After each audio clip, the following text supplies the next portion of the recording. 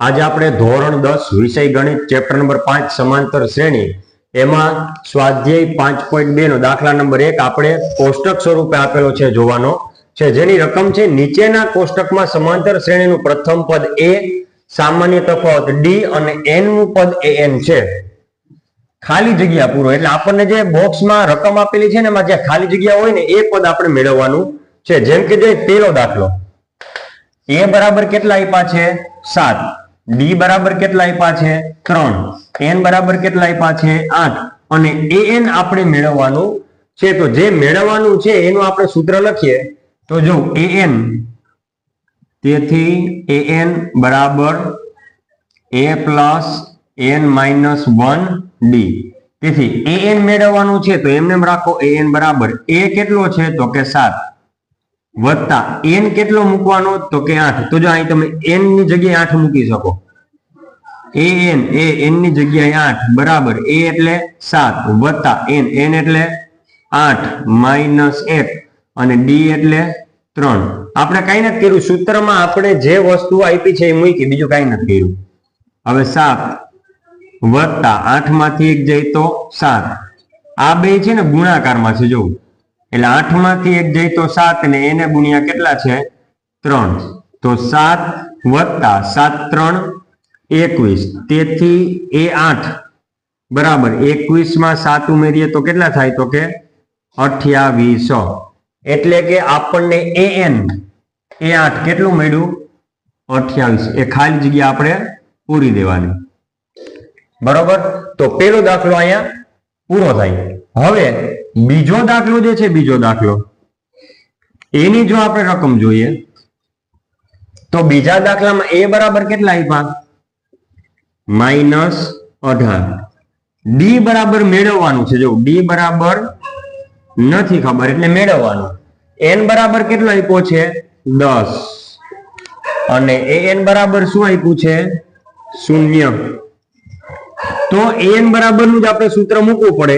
an બરાબર a plus n minus 1 d. હવે a n ની જગ્યાએ શું મૂકવાની વાત આવી 10, તો n ની જગ્યાએ શું મૂકશું આપણે 10 બરાબર a એટલે -18 વત્તા n એટલે કેટલા મૂકવાની વાત આવી 10 ઓછા 1 d એટલે આપણે મેળવવાનો છે. બરોબર, તો જો એ 10 એટલે an આપણને આપેલું છે શું તો કે 0. એટલે કે an એ 10 કેટલું આપ્યું 0 બરાબર -18 વત્તા આ બે જે છે ને ગુણાકારમાં છે. જો 10 માંથી 1 જાય તો 9 એને ગુણ્યા d. 10 માંથી 1 જાય તો 9 એને ગુણ્યા d. હવે -18 આ બાજુ આવે તો શું થઈ જાય +18. -18 આ બાજુ આવે તો શું થઈ જાય +18. અને જો એટલે આપણે એટલું સ્ટેપ આપણે કરી લીધું. હવે 9 ગુણ્યા 8 બરાબર 9 ગુણ્યા d એટલે શું થાય 9d. ફરીથી 0 તો છે જ, -18 આ બાજુ આવે તો +18. એટલું સ્ટેપ આપણે કરી નાખ્યું બરાબર 9 ગુણ્યા d એટલે 9d. હવે જો 0 માં આપણે 18 ઉમેરીએ તો કેટલા થાય 18. 0 માં 18 ઉમેરીએ એટલે 18 બરાબર 9 ગુણ્યા d એટલે 9d. બરોબર, હવે કોને કરતા બનાવવાનો d ને.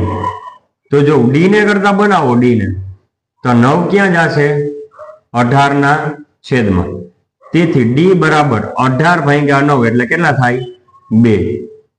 બરોબર, d ને કરતા બનાવો તો 9 18 ના છેદમાં જાય 9 2 18 એટલે d બરાબર કેટલો મળ્યો મને 2. અહીંયા બીજો દાખલો પૂરો. હવે આપણે જોઈએ ત્રીજો દાખલો. તો જો ત્રીજા દાખલાની રકમ શું છે, a બરાબર મારે મેળવવાનું છે એટલે પ્રશ્નાર્થ ચિહ્ન, d બરાબર છે -3, n બરાબર છે 18 અને an બરાબર -5. તો આપણે સૂત્ર તો an નું જ મૂકવું પડશે. શું તો કે an બરાબર a plus n minus 1 d. ચાલો an એટલે કે a, n ની જગ્યાએ શું મૂકવાનું n ની જગ્યાએ 18 બરાબર a આપણે મેળવવાનો છે વત્તા n ની જગ્યાએ શું મૂકવાનું છે તો કે 18 -1 d ની જગ્યાએ -3. તેથી હવે જો an કયો કે a 18 કયો, an કયો કે a 18, મને કેટલા આપ્યા છે? -5. કેટલા આપ્યા? -5. તો ત્યાં -5 મૂકવાના, બરાબર. એ તો મેળવવાનો છે. વત્તા હવે 18 માંથી 1 જઈ તો કે 17, અને એને ગુણ્યા 18 માંથી 1 જાય તો 17, એને ગુણ્યા કેટલા આવશે? -3. કેમ કે આ બે છે ને ગુણાકારમાં છે. જો 18 માંથી 1 જાય તો 17, એને ગુણ્યા -3.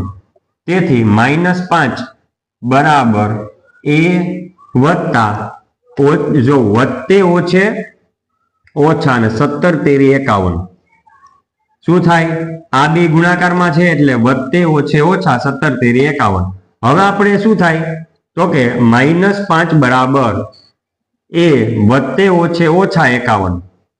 વત્તે ઓછે ઓછા 51. હવે આપણે જોવું શું થાય તો કે a ને કરતા બનાવો તો -51 આ બાજુ જાય, -5 તો હતા જ આ બાજુ, -51 આ બાજુ આવે તો +51.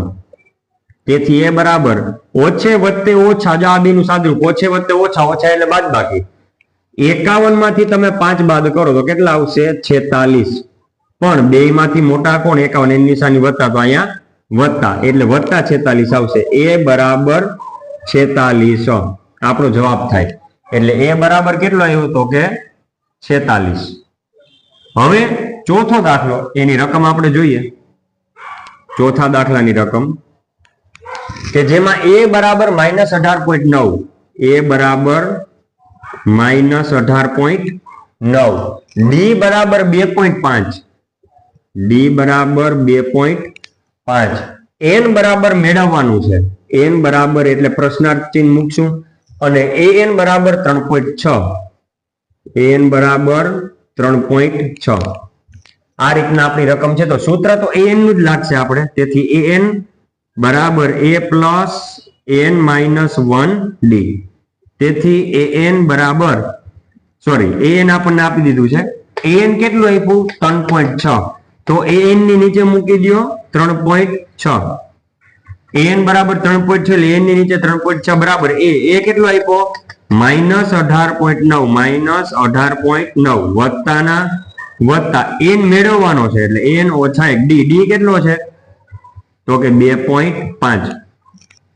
જે માહિતી આપી હતી આપણે અહીંયા મૂકી દીધી. હવે પહેલું સ્ટેપ શું આવે તો કે માઇનસ ને આ બાજુ લઈ લ્યો એટલે શું થાય? 3.6 -18.9 આ બાજુ આવે તો +18.9 બરાબર. એટલે કે આપણે એટલું સ્ટેપ કરી નાખ્યું. જો એટલું સ્ટેપ બરોબર. શું કર્યું? માઇનસ ના બાજુ એટલે પ્લસ. હવે બાકીનું જે બચ્યું છે એ શું હોય તો કે 2.5 ગુણ્યા n ઓછા 1. જો આને આપણે ગુણાકારના નિયમ પ્રમાણે ક્રમનો નિયમ લખી શકીએ. એટલે 2.5 આગળ, n ઓછા 1 પાછળ. હવે આ બે નું શું કરવાનું? સરવાળો. તો જો સરવાળો કરીએ 18.9 એમાં 3.6 ઉમેરો એટલે પોઈન્ટ ની નીચે શું આવશે? પોઈન્ટ 3 આ બાજુ 6 ઓલી બાજુ, 3 આ બાજુ અને 6 ઓલી બાજુ. એટલે 18.9 માં 3 પોઈન્ટ છે એટલે 9 માં 6 ઉમેરું તો 15. 15 નો 5 વધી પડી 1, પોઈન્ટ ની નીચે પોઈન્ટ, 8 ને 1 9, 10 11 12, 12 નો બગડો વધી પડી 1, 1 ને 1 2. જવાબ આવશે 22.5. કેટલો આવશે? આ બે નો સરવાળો થાય 22.5 બરાબર આ બાજુ 2.5 અને કૌંસમાં n ઓછા 1.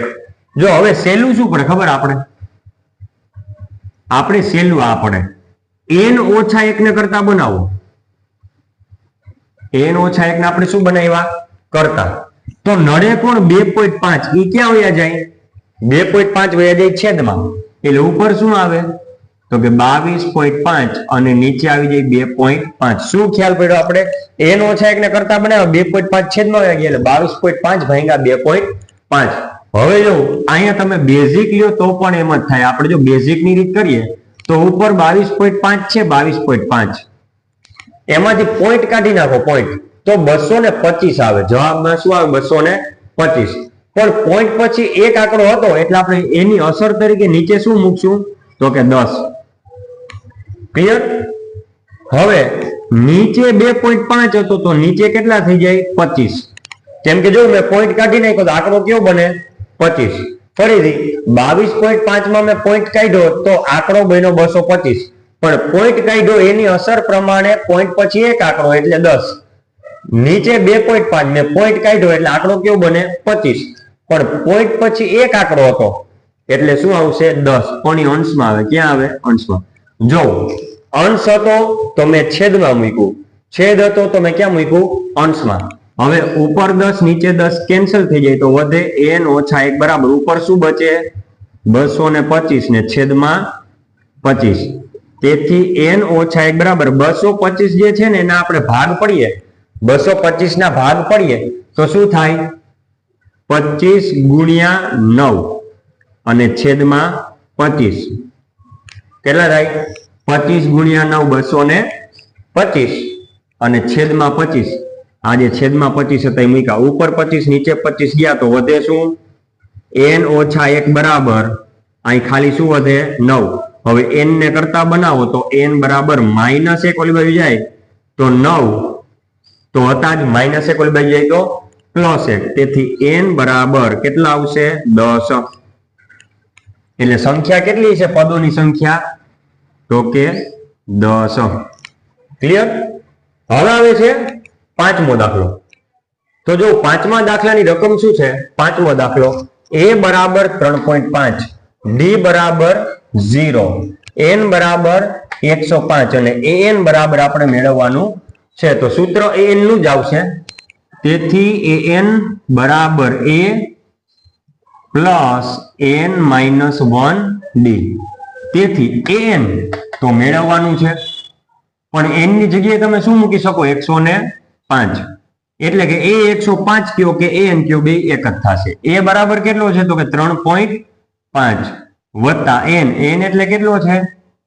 105 ઓછા 1 ગુણ્યા d. d એટલે કેટલો છે? તો કે 0.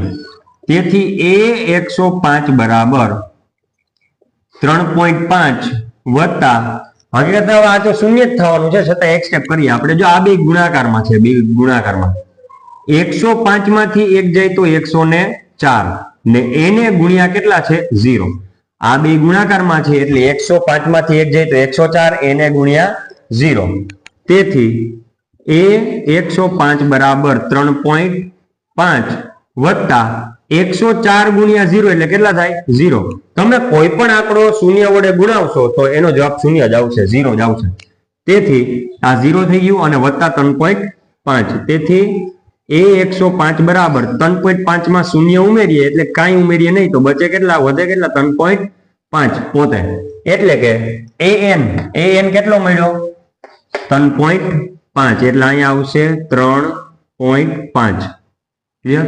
ચાલો તો આપણે પહેલો, બીજો, ત્રીજો, ચોથો અને પાંચમો દાખલા નંબર 1 નો જે કોષ્ટક સ્વરૂપે 5 દાખલા આપણે પૂછ્યા હતા એ 5 દાખલા આપણે અહીંયા ગણી લીધેલા છે. તો અહીંયા દાખલા નંબર 1 જે છે આપણે પૂરું કરીએ છીએ.